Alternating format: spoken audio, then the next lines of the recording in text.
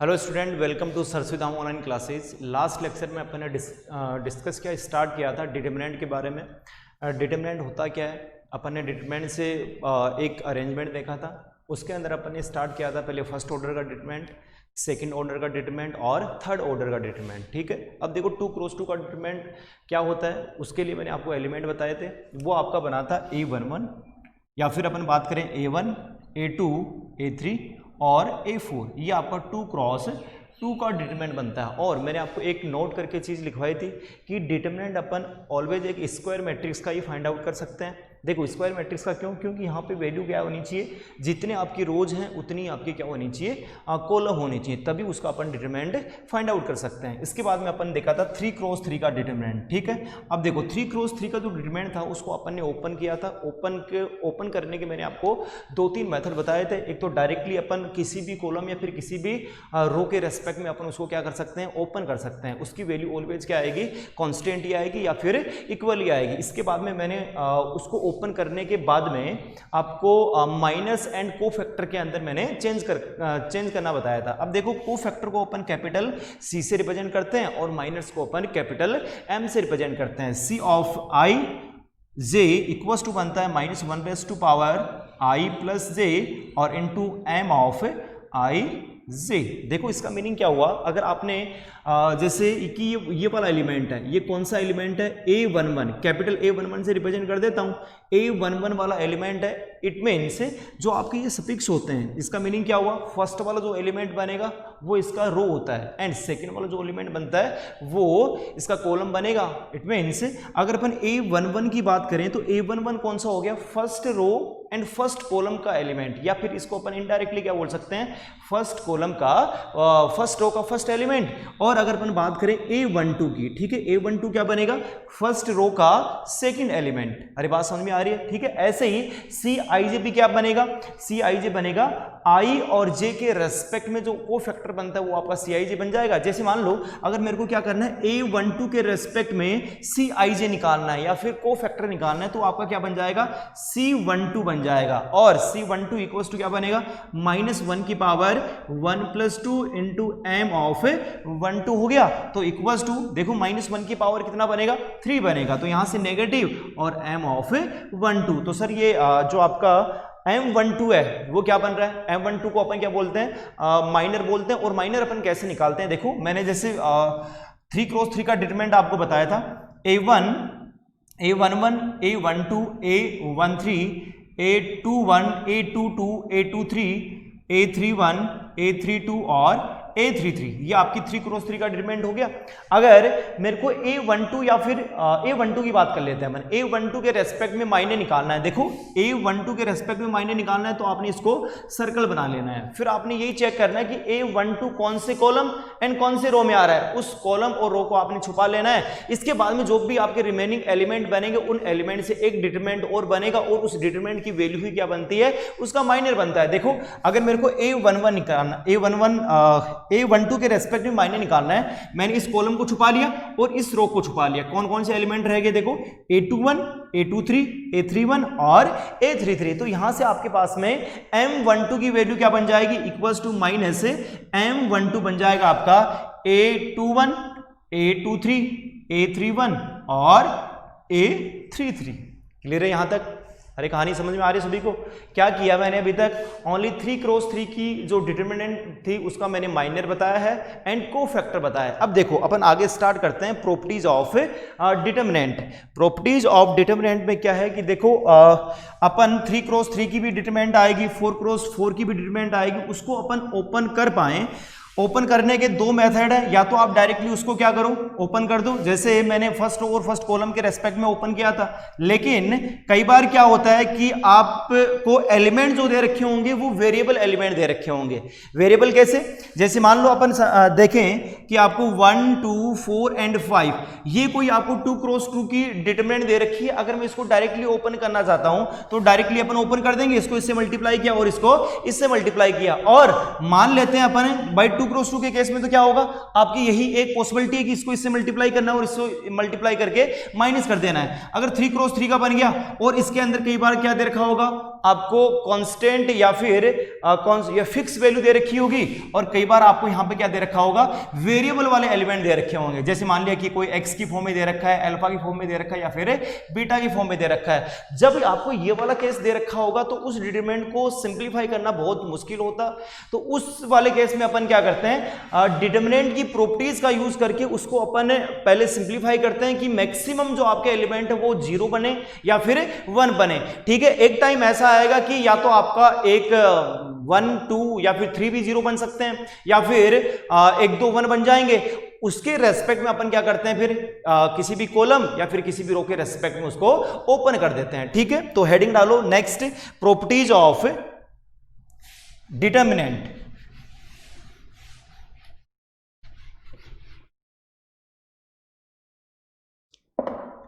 Next heading डालो, properties of determinants. First property है इसमें, देखो कोई भी आपको डिटरमिनेंट आपको दे रखा है, मान लिया मैंने कि A11 A1 A2 A3 B1 B2 B3 C1 C2 and C3, ये आपको 3 क्रॉस 3 का कोई डिटरमिनेंट दे रखा है। अगर मैंने क्या किया, जो भी आपकी रो थी उस रो को कॉलम में चेंज कर दिया। अरे मेरे कहने का मतलब क्या है कि जितनी भी रो थी उन सभी रो को अगर आप कॉलम के अंदर चेंज कर दोगे तो उस डिटरमिनेंट की वैल्यू के अंदर कोई फर्क नहीं पड़ेगा। देखो इक्वल्स टू ये बनता है, देखो A11 A1 A2 A3 B1 B2 B3 C1 C2 C3। देखो ये आपका फर्स्ट रो बन रहा था, इस रो को आपने किस में चेंज कर दिया, कॉलम में चेंज कर दिया। सेकंड रो को आपने सेकंड कॉलम में चेंज कर दिया, थर्ड रो को आपने थर्ड कॉलम में चेंज कर दिया। ठीक है, इस वाले केस में डिटरमिनेंट की वैल्यू ऑलवेज क्या रहेगी, सेम रहेगी। ठीक है, देखो अपन इसको लिख भी देते हैं, the value of determinant remains same when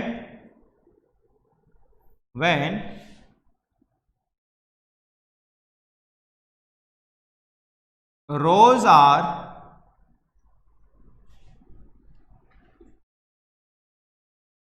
changed in column। ठीक है, अगर आपने रो को कॉलम में चेंज कर दिया, या फिर अपन रो की जगह यहां पे कॉलम भी ले सकते हैं, और कॉलम चेंज इन और रोज। अगर आपने कॉलम को रो में चेंज कर दिया और रो को आपने कॉलम में चेंज कर दिया, लेकिन सभी रोज की बात हो रही है यहां पे, हर एक रो को आपने क्या कर दिया, हर एक कॉलम के अंदर चेंज कर दिया, तो उस वाले केस में डिटरमिनेंट की वैल्यू क्या आएगी, ऑलवेज सेम ही आएगी। जो वैल्यू यहां से आ रही है वही वाली वैल्यू यहां से आएगी। अपन एग्जाम्पल से भी देख सकते हैं। देखो अगर अपन 2 क्रॉस 2 की बात करें, ये तो 3 क्रॉस 3 था, सिंप्लीफाई करने के लिए एग्जाम्पल के लिए अपन क्या कर लेते हैं, बार 2 क्रॉस 2 को चेक कर लेते हैं। ये आपको 2 1 -1 और 5 ये दे रखा है, यहां से मैं वैल्यू फाइंड आउट करता हूं। देखो वैल्यू फाइंड आउट करेंगे, ये इससे मल्टीप्लाई होगा एंड ये इसमें से माइनस कर देंगे मल्टीप्लाई करके, तो 2 इंटू 5 -1 इंटू ये -1 हो गया, तो इक्वल टू में देखो 10 + 1 इक्वल टू कितना बनेगा, ये आपका 11 बन जाएगा। अरे क्लियर है सभी को? ठीक है, अब देखो अपन क्या करते हैं, जो आपकी रो वाले एलिमेंट थी, इस रो को मैं कॉलम में चेंज कर देता हूं और इस रो को भी सेकंड कॉलम में चेंज कर देता हूं। देखो ये इक्वल टू आपका क्या बनेगा, अगर रो को कॉलम में चेंज करेंगे 2 1 हो गया, ये आपका -1 एंड 5 बन जाएगा। देखो इक्वल्स टू ये इससे मल्टीप्लाई होगा एंड ये इससे मल्टीप्लाई होगा, क्या बन रहा है 10 माइनस और माइनस का 1 इक्वल्स टू 11। ठीक है, देखो 2 क्रॉस 2 का मैंने बताया, ऐसे अपन क्या कर सकते हैं 3 क्रॉस 3 का भी देख सकते हैं। वैल्यू जो आएगी वो ऑलवेज इक्वली बनेगी। क्लियर है सभी को? ठीक, सेकंड प्रॉपर्टीज अपन देखते हैं। देखो नोट करो इसको, सेकंड प्रॉपर्टी अपन देखते हैं।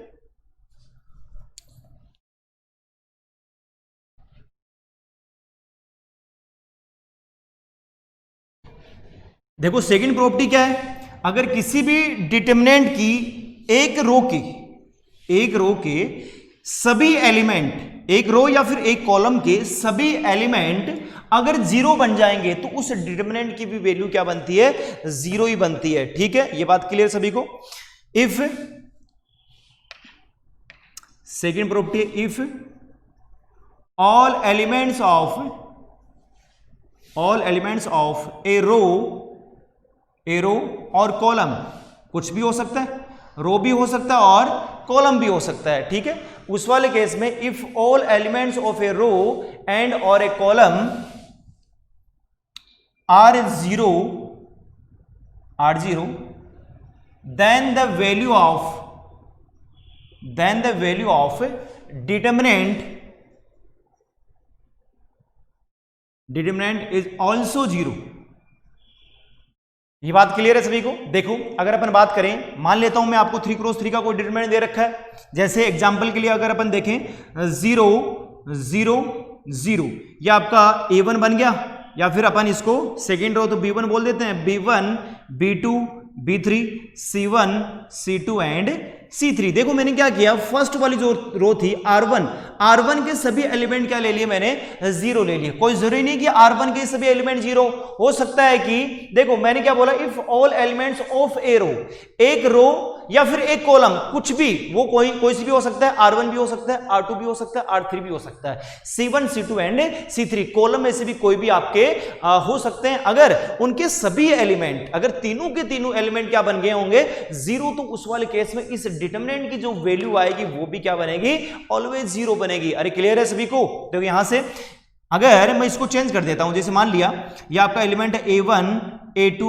A3 0 0 0 B1 B2 B3, इस वाले केस में भी इस डिटरमिनेंट की वैल्यू क्या बन जाएगी, 0 बन जाएगी, ठीक है। एक एग्जांपल और ले लेते हैं अपन, जैसे मान लिया कि मेरे को दे रखा है 0 1 0 0 1 5 5 2 0, ठीक है। इस वाले केस में इस डिटरमिनेंट की वैल्यू 0 होगी कि नहीं होगी, देखो डायरेक्टली तो अपन नहीं बता सकते, कई बार क्या होगा आपको देखने से आइडिया नहीं लगता, बहुत सारी आपको वैल्यूज दे रखी होंगी, कैलकुलेट करने के बाद में हो सकता है उसकी वैल्यू क्या बन जाए, 0 बन जाए, ठीक। अगर ये इस वाली प्रॉपर्टी को सेटिस्फाई कर रहा है कि नहीं कर रहा, प्रॉपर्टी को सेटिस्फाई करने का मतलब क्या हुआ कि एक रो और एक कॉलम के सभी एलिमेंट क्या आने चाहिए, कांस्टेंट 0 होने चाहिए। देखो अगर अपन इस रो की बात करते हैं, इस कॉलम की बात करते हैं, तो 0 0 5, ओनली 2 एलिमेंट क्या आ रहे हैं, 0 आ रहे हैं। यहां पे एक भी एलिमेंट 0 नहीं आ रहा, यहां पे 2 एलिमेंट 0, इट मींस ये वाली प्रॉपर्टी तो यहां पे अप्लाई नहीं हो रही, तो हो सकता है इसकी वैल्यू 0 हो भी या फिर नहीं भी हो। अपन चेक कर लेते हैं, देखो इक्वल्स टू मैंने आपको 3x3 की डिटरमिनेंट को ओपन करने का तरीका बताया था कि अपन किसी भी रो और किसी भी कॉलम के रेस्पेक्ट में अपन क्या कर सकते हैं, ओपन कर सकते हैं, लेकिन अपन उसी को देखते हैं जिसमें मैक्सिमम 0 बनते हैं, जिस भी कॉलम और जिस भी रो में मैक्सिमम 0 बनते हैं उस रो के रेस्पेक्ट में अपन ओपन करना सही समझते हैं। क्यों, इसका रीजन क्या है कि मैक्सिमम 0 होंगे तो उन 0 के रेस्पेक्ट में ओपन करने से तो उसकी वैल्यू डायरेक्टली क्या बन जाती है, 0 बन जाती है। जो भी आपका फाइनाइट जो फैक्टर बनेगा, फाइनाइट जो कांस्टेंट जो वैल्यू बनेगी, उस वैल्यू के रेस्पेक्ट में आपको क्या करना पड़ेगा, ओपन करना पड़ेगा। देखो अगर मैं यहां पे बात करता हूं 0 1 0 0 1 5, तो देखो फर्स्ट रो के रेस्पेक्ट में ओपन कर देता हूं, ये आपकी फर्स्ट रो हो गई। अगर फर्स्ट रो के रेस्पेक्ट में अपन ओपन करते हैं तो 0 1 0 इसके रेस्पेक्ट में 0 बनेगा, ओनली सेकंड एलिमेंट के रेस्पेक्ट में इसकी वैल्यू आएगी, ठीक है। सेकंड एलिमेंट के रेस्पेक्ट में अगर वैल्यू आएगी तो ये आपका क्या बन रहा है, माइनस का। देखो मैंने आपको बताया था कि this this this and this, ये आपके 4 एलिमेंट ऐसे होते हैं जिनके रेस्पेक्ट में ओपन करने से वैल्यू नेगेटिव आती है। देखो -1 के रेस्पेक्ट में ओपन करेंगे तो -1 आ गया, 1 के रेस्पेक्ट में ओपन किया तो माइनस आएगा, क्योंकि ये सेकंड वाला एलिमेंट बन रहा है, ठीक। अब देखो 1 जिस भी कॉलम और जिस भी रो में आ रहा है उसको छुपा लेंगे, बाकी एलिमेंट अपन यहां पे लिख देते हैं। देखो कौन कौन से बचेंगे, 0 बचेगा, 5 बचेगा, 5 एंड 0 ऐसे बन गया। इक्वल्स टू देखो ये आपकी 2x2 की डिटरमिनेंट बन गई, ओपन कर देते हैं। 0 को 0 से मल्टीप्लाई किया, फिर -5 को 5 से मल्टीप्लाई किया, तो यहां से क्या बन रहा है, ये माइनस का 1 बनेगा एंड 0 माइनस 25 इक्वल्स टू कितना बन रहा है, ये आपका 25 बन जाएगा। अरे क्लियर है सभी को, ठीक है। ये अपन ने प्रॉपर्टी नंबर 2 देखी। देखो प्रॉपर्टी नंबर 2 क्या है, इस चीज को मैं आपको और बता देता हूं।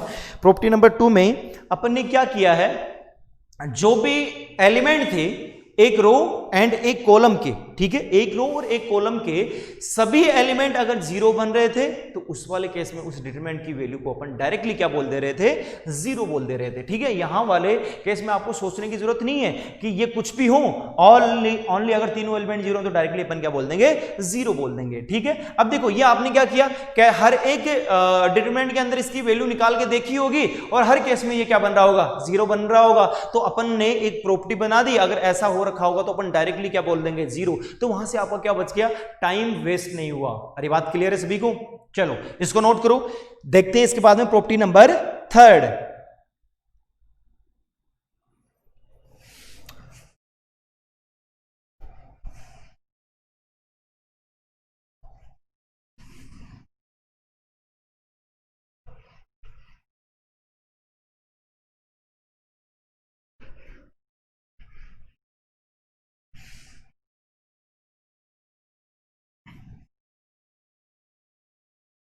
देखो, इफ एनी 2 रोज या फिर column of a determinant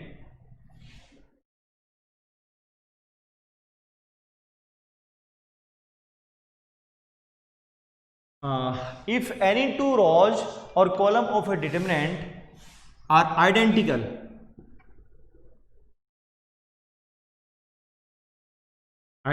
then the value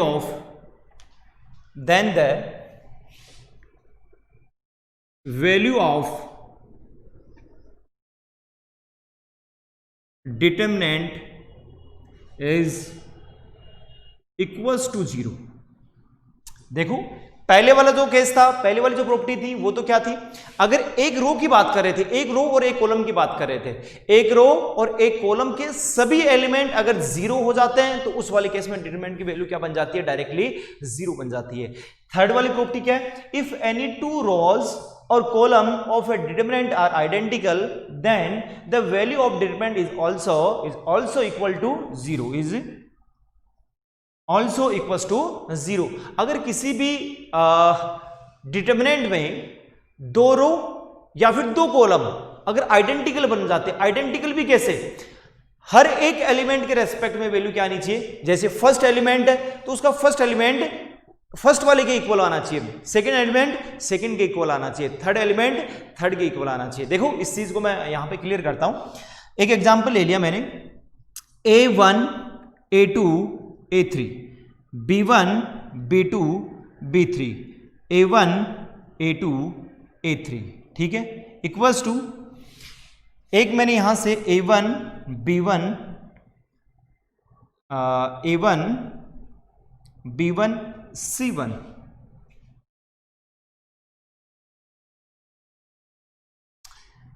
एक ले लिया C1 B1 A1 A2 B2 C2, ठीक है। देखो ये दोनों इक्वल होंगे कि नहीं होंगे, यहां से A1 A2 A3, ठीक है, तीनों एलिमेंट क्या हो गए, अलग अलग हो गए, B1 B2 B3 अलग अलग है। यहां पे देखो A1 A2 A3 जो आपकी R1 बन रही थी वही आपकी यहां पे क्या बन रही है, वही आपकी R3 बन रही है। मतलब इस डिटरमिनेंट के अंदर 2 रो जो है R1 और R3 दोनों क्या बन रही है, आइडेंटिकल बन रही है, ठीक है। अब देखो आइडेंटिकल का मतलब एलिमेंट्स है, फर्स्ट एलिमेंट के आइडेंटिकल होना चाहिए, सेकंड एलिमेंट के आइडेंटिकल होना चाहिए। कई बार बच्चों के दिमाग में आता है कि सर इधर भी एलिमेंट A1, जैसे ये वाली बात अगर मैं यहां से क्लियर करता हूं, सर ये भी तो एलिमेंट A1 B1 C1 है, ये भी तो A1 B1 C1 है, ठीक है। अपन को यहां पे ये चीज ध्यान रखनी है, इधर भी A1 B1 C1 एलिमेंट जिस रो में, इस फर्स्ट वाली कॉलम में जो और जिस टाइप के एलिमेंट आ रहे हैं वही इसी टाइप के एलिमेंट इसमें आ रहे हैं, ठीक है। मैथमेटिकली इनकी वैल्यू इक्वल है, लेकिन आइडेंटिकली तभी बनेंगे जब इसका फर्स्ट एलिमेंट इसके फर्स्ट एलिमेंट के इक्वल बन जाए, सेकंड एलिमेंट इसके सेकंड एलिमेंट के इक्वल बन जाए और थर्ड एलिमेंट के इक्वल बन जाए, ठीक है। तो अपन ये बोल सकते हैं कि इस वाले केस में ये तो आपका 0 बनेगा लेकिन ये नॉट इक्वल्स टू 0 बनेगा। अरे बात क्लियर है, यहां से इस डिटरमिनेंट की वैल्यू अपन 0 नहीं बोल सकते और इस वाले केस में इस डिटरमिनेंट की वैल्यू क्या बनेगी, 0 बनेगी। आपको यही ध्यान रखना है कि एलिमेंट जो है फर्स्ट एलिमेंट के रेस्पेक्ट में एक आइडेंटिकल, सेकंड एलिमेंट सेकंड के रेस्पेक्ट में आइडेंटिकल, और ए3 के रेस्पेक्ट में क्या बनेंगे, इक्वल बनेंगे। तो उस वाले केस में अपन क्या बोल सकते हैं कि उस डिटरमिनेंट की वैल्यू क्या बनेगी, 0 बनेगी। अरे बात क्लियर है सभी को, ठीक है, चलो नोट करो इसको। इसके बाद में अपन प्रॉपर्टी नंबर 4 पे चलते हैं। प्रॉपर्टी नंबर 4 क्या है,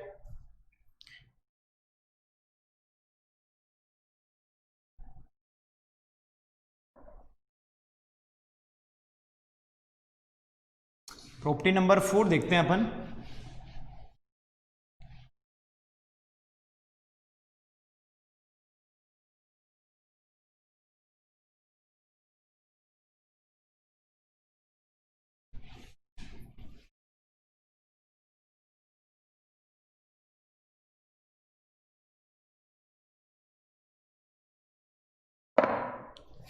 if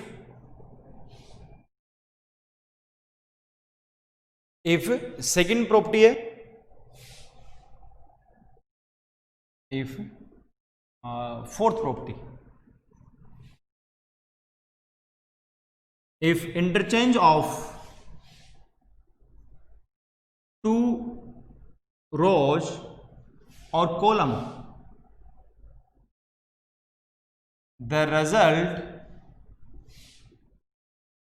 the results the value of determinant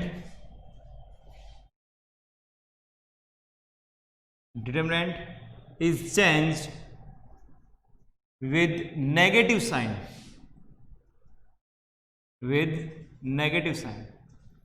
देखो क्या बोला मैंने, if interchange of two rows और column the results the value of determinant is change with negative sign. अगर आपने क्या कर दिया, दो रो या फिर दो कॉलम को आपस में इंटरचेंज कर दिया, तो फाइनली जो उसका रिजल्ट बनेगा उस डिटरमिनेंट की वैल्यू क्या हो जाती है, नेगेटिव साइन से मल्टीप्लाई हो जाती है। फिर नेगेटिव साइन अपन क्या कर देंगे, बाहर निकाल देंगे। देखो ये अपन ने क्या किया, यहाँ पे इंपोर्टेंट चीज है, ये टू रोज को आपने क्या किया, ओनली वन टाइम यहाँ पे एक्सपेरिमेंट किया है, ओनली वन टाइम।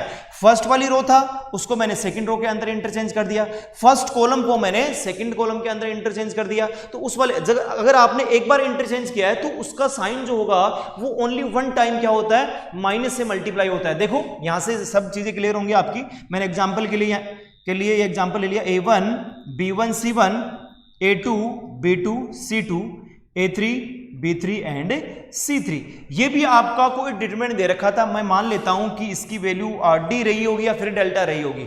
मैंने क्या किया, यहां से फर्स्ट कॉलम को सेकंड कॉलम के अंदर क्या कर दिया, इंटरचेंज कर दिया। इंटरचेंज का मतलब क्या हुआ, जो आपके फर्स्ट सेकंड कॉलम वाले एलिमेंट थे उनको मैंने फर्स्ट के अंदर ट्रांसफर कर दिया और फर्स्ट वालों को सेकंड में ट्रांसफर कर दिया। देखो ये आपका क्या बनेगा, ये B1 B2 B3 A1 A2 A3 C1 C2 C3 ऐसे बन जाएगा। आपने वन टाइम इंटरचेंज किया, मतलब इस डिटरमिनेंट की वैल्यू जो थी वो क्या हो जाएगी, वन टाइम माइनस हो जाएगी। अब देखो अगर आपने एक बार और ट्रांसफॉर्म कर दिया, फिर इंटरचेंज कर दिया, मैंने अब की बार क्या किया, जो R2 था उसको C2 को मैंने C3 में चेंज कर दिया। C2 को C3 में अगर चेंज करेंगे अपन तो क्या बनेगा, ये B1 B2 B3, ये आपका बनेगा C1 C2 C3 A1 A2 A3। देखो यहां तक जो वैल्यू थी वो पहले से माइनस से मल्टीप्लाई थी। अब मैं क्या कर दूंगा, एक बार और आपने इंटरचेंज कर दिया तो ये नेगेटिव और नेगेटिव क्या बन जाएगा, पॉजिटिव बन जाएगा। तो ये माइनस आ रहा तो यहां पे क्या बन जाएगा, वो वापस प्लस बन जाएगा। अरे क्लियर है। आपने क्या करना है, अगर आपने ओड टाइम इंटरचेंज किया है तो उस वाले केस में साइन माइनस हो जाएगा, और अगर आपने इवन टाइम इंटरचेंज किया है तो उस वाले केस में साइन वो का वो रहेगा। देखो आपने वन टाइम किया नेगेटिव, टू टाइम कर दिया पॉजिटिव, एक बार और करेंगे ओड बन जाएगा, वापस क्या बन जाएगा, नेगेटिव। तो अपन यहां से डायरेक्टली बोल सकते हैं कि इफ odd टाइम इंटरचेंज, अगर odd टाइम इंटरचेंज होगा, sign of determinant will be change, और if even time इंटरचेंज, तो साइन जो होगा वो अपन बोल सकते हैं नॉट चेंज होगा, साइन चेंज नहीं होगा। क्लियर है सभी को? ये आपकी प्रॉपर्टी नंबर 4 है, नोट करो। इसके बाद में अपन प्रॉपर्टी नंबर 5 देखते हैं।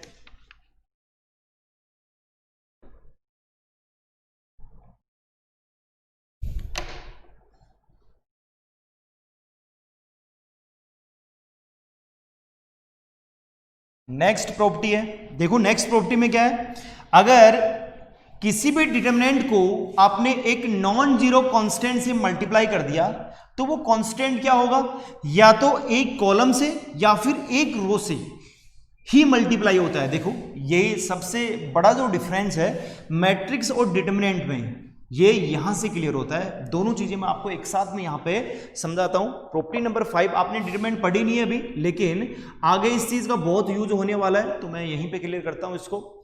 आपको ये दे रखा है A1 B1 A2 B2, ये कोई डिटरमिनेंट दे रखी है 2 क्रॉस 2 की, सॉरी मैट्रिक्स दे रखी है 2 क्रॉस 2 की, ये 2 क्रॉस 2 की मैट्रिक्स दे रखी है। इस मैट्रिक्स को मैंने किसी भी कांस्टेंट के से मल्टीप्लाई कर दिया। देखो जब अपन मैट्रिक्स को कांस्टेंट से मल्टीप्लाई करते हैं तो जो ये कांस्टेंट होगा वो इसके हर एक एलिमेंट के साथ में क्या होता है, मल्टीप्लाई होता है। तो देखो ये इक्वल्स टू क्या बनेगा, इक्वल्स टू बनेगा k into A1, k into B1, k into A2 और k इंटू B2। ये वाली बात क्लियर हो गई। जब अपन किसी भी कांस्टेंट को मैट्रिक्स से मल्टीप्लाई करते हैं तो ये वाले एलिमेंट क्या होते हैं, सॉरी ये कांस्टेंट जो होगा वो इसके हर एक एलिमेंट के साथ में मल्टीप्लाई होता है। अगर मैं यहीं पे इसको देखो, मान लिया कि कोई डिटरमिनेंट है, ये डिटरमिनेंट है k A1 B1 A2 B2, ये आपको कोई डिटरमिनेंट दे रखा है। अगर मेरे को यहां से मल्टीप्लाई करना है, देखो डिटरमिनेंट वाले केस में अपन क्या करते हैं कि जो आपका एलिमेंट के होगा वो एलिमेंट हर एक इस या तो कॉलम या फिर रो, इसके साथ में क्या होता है, मल्टीप्लाई होता है। देखो अगर मान लिया मैंने, ये आपका क्या बनेगा k into A1 k into B1। देखो मेरा कहने का मतलब क्या है, या तो ये कांस्टेंट जो है इसी रो के साथ में मल्टीप्लाई होगा या फिर इसी कॉलम के साथ में, एक रो या फिर एक कॉलम के साथ में क्या होता है, मल्टीप्लाई होता है। तो यहां से ये आपका बन जाएगा A2 एंड B2 बन गया। देखो ये वाली जो वैल्यू बनेगी ये इक्वल्स टू बनेगा, यहां से A1 B1 हो गया। इस k को अपन क्या कर सकते हैं, इस रो के साथ में भी मल्टीप्लाई कर सकते हैं, वैल्यू के अंदर कोई फर्क नहीं पड़ेगा। तो k इंटू A2 बन गया और k इंटू B2 बन जाएगा इक्वल्स टू, देखो आपने यहां पे क्या किया, इस कांस्टेंट को रो के साथ में ही मल्टीप्लाई किया है। फर्स्ट वाली रो हो गई, सेकंड रो हो गई। इस रो कांस्टेंट को मैं कॉलम के साथ में मल्टीप्लाई कर सकता हूं, उसका कोई फर्क नहीं पड़ेगा। लेकिन एक बार में आपने एक ही कॉलम या फिर एक ही रो के साथ में क्या करना होता है, मल्टीप्लाई करना होता है। तो इक्वल्स टू देखो ये आपका बनेगा k into A1 k into A2 और यहां पे तो B1 और B2 बन जाएगा। और या फिर अपन ये भी बोल सकते हैं फर्स्ट रो के कॉलम के साथ में मैंने मल्टीप्लाई नहीं किया और सेकंड कॉलम के साथ में मैंने इसको मल्टीप्लाई कर दिया। बात क्लियर है सभी को? ये आपकी प्रॉपर्टी नंबर 5 होगी। जैसे एग्जांपल के थ्रू अगर अपन देखें, मान लो आपको डिटरमिनेंट दे रखा है 5 6 माइनस का 8 और 2, ये इक्वल्स टू क्या बनेगा, इसको मैंने 5 से मल्टीप्लाई कर दिया। देखो इसको अगर अपन 5 से मल्टीप्लाई करेंगे तो दो मेथड है आपके पास में, या तो आप इस डिटरमिनेंट को सिंपलीफाई कर दो, जो भी वैल्यू आएगी उसको अपन क्या कर देंगे, 5 से मल्टीप्लाई कर देंगे। देखो मैं आपको दोनों तरीके से, भाई जो प्रॉपर्टी है वो अपनी वैलिड है कि नहीं है उसका भी मैं एक बार प्रूफ आपको यहाँ पे करके बता देता हूं। मैंने क्या किया, पहले डिटरमिनेंट को सोल्व करके डायरेक्टली इसकी वैल्यू निकाली। अगर डायरेक्टली अपन वैल्यू निकालेंगे तो ये 5 इंटू, देखो क्या बनेगा 5 इंटू 2 10 और माइनस आता है यहां पे 8 इंटू 6, ये आपका बन जाएगा माइनस का 48 बन जाएगा। तो 10 प्लस 48 इक्वल्स टू क्या बन रहा है आपका 5 प्लस 5 इंटू ये आपका 58 बन जाएगा। देखो 8 इंटू 5 04 हो गया, ये आपका 29 आ गया। तो यहां से इस डिटरमिनेंट की वैल्यू क्या बन रही है, 290 आ रही है। और अपन इसको डायरेक्टली भी कर सकते हैं। देखो डायरेक्टली मैंने क्या किया, 5 को फर्स्ट कॉलम या फिर फर्स्ट रो के साथ में मल्टीप्लाई कर दिया, तो ये आपका क्या बनेगा, देखो मैंने 5 को इसके साथ में मल्टीप्लाई किया 25 और ये माइनस का 40, ये 6 इंटू 2 मैंने इसको इसके साथ में मल्टीप्लाई कर दिया और इसको इसके साथ में मल्टीप्लाई कर दिया, तो देखो कितना बन रहा है, ये इक्वल्स टू 50 और माइनस 6 इंटू ये आपका कितना बन रहा है 240 बन रहा है, लेकिन नेगेटिव में बनेगा तो 50 और माइनस माइनस कितना बन गया, प्लस बन गया, तो इक्वल्स टू क्या बन रहा है आपका 290 ही बन रहा है। ठीक है, ये वाली चीज आपकी यहां से क्लियर हो चुकी है। मैंने ये 2 क्रॉस 2 की डिटरमिनेंट के बारे में बताया था, हो सकता है कि यहां पे 3 क्रॉस 3 का भी डिटरमिनेंट हो, ठीक है, 3 क्रॉस 3 का भी डिटरमिनेंट हो, तो उस वाले केस में भी अपन क्या कर सकते हैं, ये वाली प्रॉपर्टी अप्लाई कर सकते हैं। देखो ये क्वेश्चन को क्या करता है, थोड़ा आसान बनाता है, बाकी ये है कि आप किसी भी मेथड का आप अप्लाई कर सकते हो, आंसर जो आएगा वो हमेशा सेम ही आएगा, ओनली टाइम सेविंग के लिए या फिर क्वेश्चन जो है वो आपका जल्दी सोल्व हो जाए, उस वाले केस में अपन ये प्रॉपर्टी जो है वो अप्लाई करते हैं। ये आपकी प्रॉपर्टी नंबर 5 होगी, नोट करो इसको, इसके बाद में अपन प्रॉपर्टी नंबर 6 देखते हैं। देखो 5 में आपको मैं प्रॉपर्टी नंबर 5 के अंदर 3 क्रॉस 3 का डिटरमिनेंट और बता देता हूं। 3 क्रॉस 3 में कुछ भी नहीं है, ओनली आपको एलिमेंट जो थे वो 3 कॉलम और 3 रो में डिवाइड हो जाएंगे, एलिमेंट आपके 9 बनेंगे 4 की जगह। तो यहां से ये आपको दे रखा है A1 A2 A3 B1 B2 B3 C1 C2 and C3। इसको अगर मैं कैसे मल्टीप्लाई करता हूं, तो देखो आपने क्या करना है, इस K को या तो एक कॉलम के साथ में, कोई भी कॉलम हो सकता है, वो आपका C1 भी हो सकता है, ये C2 भी हो सकता है और ये C3 भी हो सकता है, किसी भी कॉलम के रेस्पेक्ट में अपन इसको मल्टीप्लाई कर सकते हैं, और या फिर अपन किसी भी रो के रेस्पेक्ट में इसको मल्टीप्लाई कर सकते हैं। देखो बहुत सारे केस बन जाएंगे, हर एक केस के अंदर वैल्यू क्या बनेगी, इसको अगर मैं कैसे मल्टीप्लाई करता हूं, मैंने क्या किया, फर्स्ट कॉलम के रेस्पेक्ट में मल्टीप्लाई किया, तो K into A1 K into B1 K into C1, और ये आपका बन रहा है A2 B2 C2 A3 B3 and C3। देखो इंपॉर्टेंट चीज यही है कि आपने मल्टीप्लाई एक ही कॉलम और एक ही रो के साथ में करना है। अगर आपने इसको या तो 2 के साथ में मल्टीप्लाई कर दिया या फिर 3 के साथ में मल्टीप्लाई कर दिया, तो वहां पे पंगा पड़ जाएगा। देखो वो भी एक चीज मैं आपको समझाऊंगा कि सर मान लो के स्क्वायर दे रखा है, तो के स्क्वायर वाले केस में अपन क्या कर सकते हैं, उसको अप्लाई कर सकते हैं। नेक्स्ट एग्जाम्पल में आपको वही बताऊंगा। यहां से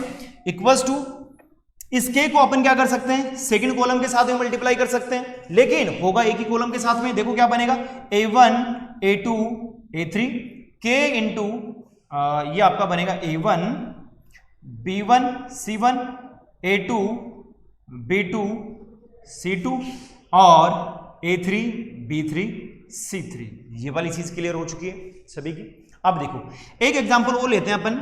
मैंने कोई भी कांस्टेंट ले लिया के स्क्वायर, और यहां पे 2 क्रॉस 2 का ही देख रहा हूं, A1 B1, या फिर अपन XY की बात कर लेते हैं, X1 X2 X3 और X4। ये आपको कोई एलिमेंट दे रखे हैं, यहां पे देखो के स्क्वायर दे रखा होगा, तो एक के को हो सकता है कि आप के स्क्वायर को सभी कॉलम के साथ, एक कॉलम के साथ मल्टीप्लाई कर दो या फिर एक रो के साथ मल्टीप्लाई कर दो। देखो दोनों तरीके से मैं बताता हूं। मैंने क्या किया, इस के स्क्वायर को इस फर्स्ट रो के साथ में मल्टीप्लाई कर दिया। फर्स्ट रो के साथ मल्टीप्लाई करेंगे क्या बनेगा, ये आपका बनेगा के स्क्वायर इंटू X1 के स्क्वायर इंटू X2 और X3 इंटू X4, ऐसे बन जाएगा। या फिर अपन ऐसे भी तो कर सकते हैं कि एक को मैंने इस रो के साथ में मल्टीप्लाई कर दिया और एक रो को मैंने एक के को मैंने इस रो के साथ में मल्टीप्लाई कर दिया। देखो ये इक्वल्स टू क्या बनेगा, इक्वल्स टू ये ऐसा भी बन सकता है, K into X1 K into X2। ये मैंने क्या किया, फर्स्ट K को फर्स्ट रो के साथ में मल्टीप्लाई कर दिया, और अपन ऐसा भी तो कर सकते हैं, सेकंड K को मैं सेकंड रो के साथ में मल्टीप्लाई कर देता हूं, तो ये आपका क्या बनेगा, K into X3 K into X4। यहां पे मैंने 2K को मल्टीप्लाई किया है, दोनों को अलग अलग मल्टीप्लाई कर दिया। इस वाले केस में तो क्या था, दोनों को मैंने एक साथ में मल्टीप्लाई कर दिया, और इस वाले केस में क्या था, दोनों को मैंने अलग अलग मल्टीप्लाई कर दिया। बात क्लियर है सभी को, ठीक है। नेक्स्ट प्रॉपर्टी अपन देखते हैं, प्रॉपर्टी नंबर 6।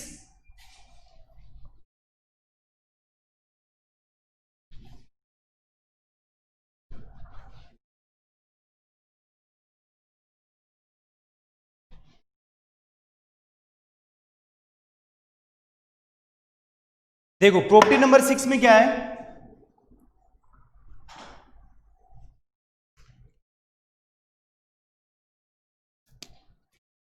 प्रॉपर्टी नंबर 6 में आपको दे रखा है A1 B1 C1, A2 B2 C2, A3 B3 और C3।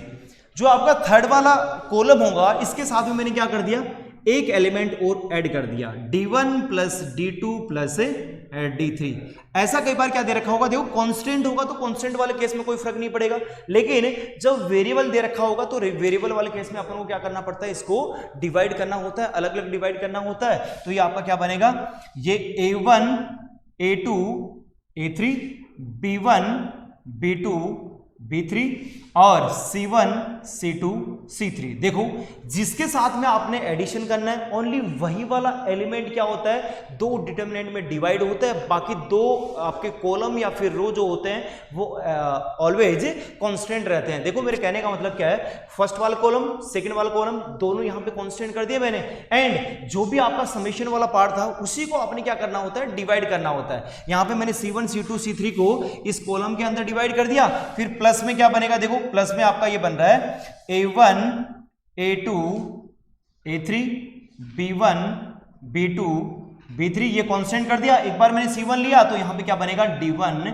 D2 एंड D3 बन जाएगा। देखो ये आपने क्या किया है, एक डिटरमिनेंट को दो डिटरमिनेंट के अंदर डिवाइड कर दिया, ठीक है। तो ये वाली प्रॉपर्टी है वो अपन तभी यूज करते हैं जब अपन को एक डिटरमिनेंट को दो डिटरमिनेंट में डिवाइड करना हो, या फिर इसका वाइस वर्सा भी अगर अपन बोले, दो डिटरमिनेंट आपको दे रखी होंगी और उसको अपन को एक में चेंज करना होगा, तो उस वाले केस में इस वाली प्रॉपर्टी का अपन यूज करते हैं। देखो चाहे आप यहां से वैल्यू निकाल लो या फिर यहां से इन दोनों का डिटरमिनेंट का वैल्यू निकाल लो। देखो मैं बोल देता हूं कि आपकी वैल्यू क्या है, डेल्टा है, इसको मैं डेल्टा बोल देता हूं, और ये इक्वल्स टू आपका D1 बन रहा है और ये D2 बन रहा है। तो D1 प्लस D2 ये इक्वल्स टू क्या बनेगा, आपका डेल्टा ही बनेगा। इस वाले केस में वैल्यू के अंदर कोई फर्क नहीं पड़ेगा। ये अपन एग्जांपल से भी देख सकते हैं, लेकिन कोई मतलब है नहीं एग्जांपल का, इसमें ओनली डायरेक्टली वैल्यू पुट करके अपन उसको डिवाइड करके बड़े इजीली वे के अंदर सिंप्लीफाई कर सकते हैं, ठीक है। हाँ, इसके बाद में देखो नेक्स्ट प्रॉपर्टी है property number 7।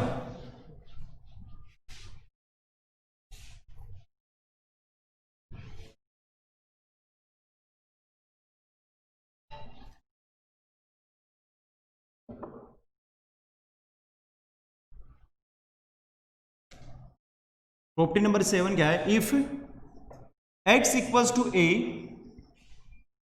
if x equals to a is satisfying that determinant or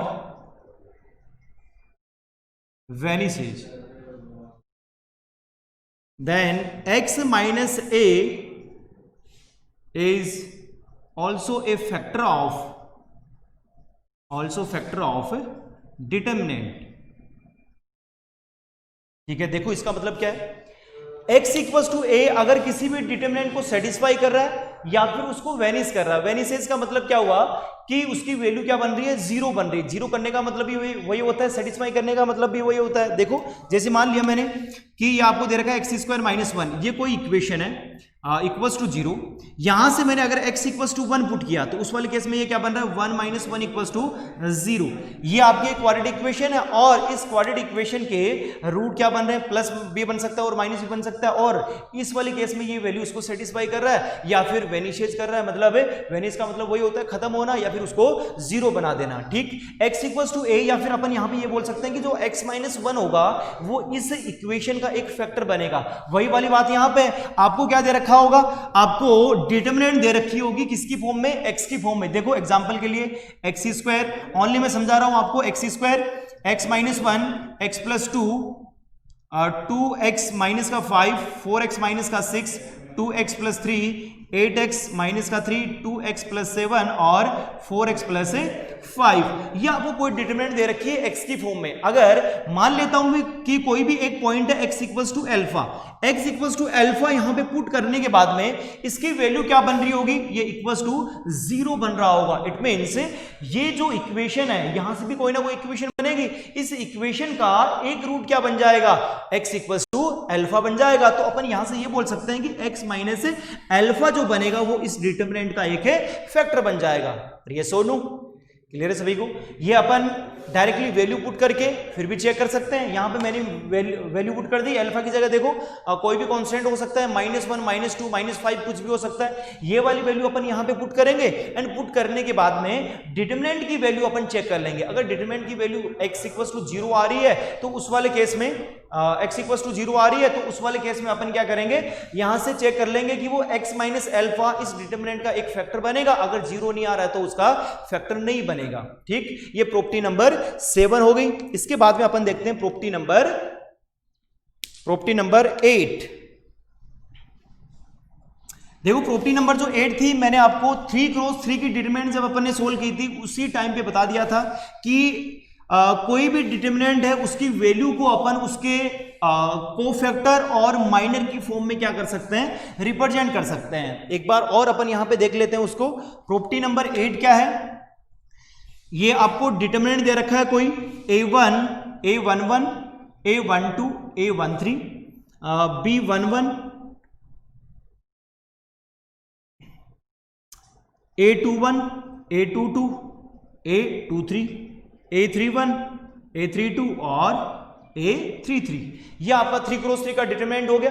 अगर मेरे को इसको सिंप्लीफाई करना है, देखो क्या किया मैंने, फर्स्ट रो के रेस्पेक्ट में ओपन कर दिया। फर्स्ट रो के रेस्पेक्ट में अगर ओपन करेंगे अपन तो a11 बनेगा और a11 जिस भी कॉलम और जिस भी रो में आ रहा है उसको छुपा लेंगे, बाकी जितने भी एलिमेंट होंगे उसका डिटरमिनेंट अपन यहां पे दिखा देते हैं। देखो क्या क्या रिमेनिंग एलिमेंट रह गए, a22 a23 बनेगा, a32 और a33 बन जाएगा। देखो सेकंड एलिमेंट जो होता है उसके साथ ऑलवेज क्या बनता है, माइनस आता है, तो ये वाला एलिमेंट बनेगा आपका माइनस का a12 और -a12 के साथ में जिस भी कॉलम और जिस भी रो में आ रहा है ये वाला आपका बनेगा a21 a23 a31 और a3, फिर प्लस थर्ड एलिमेंट के रेस्पेक्ट में ओपन करेंगे तो a13 बन गया और a13 के साथ में देखो ये आपका बन रहा है a21 a22 a31 और a33।